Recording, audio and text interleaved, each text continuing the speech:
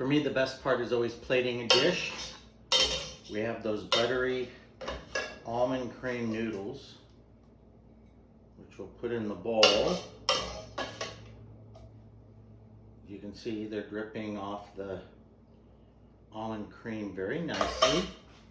And then you take your shredded pork, which really did come off so beautifully, and you put it right there, as much or as little as you choose.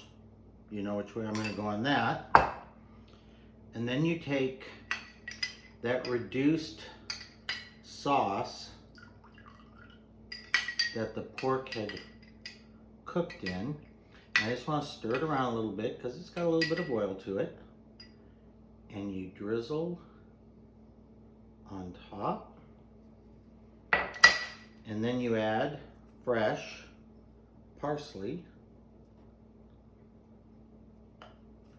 And there is your pulled pork with almond cream sauce.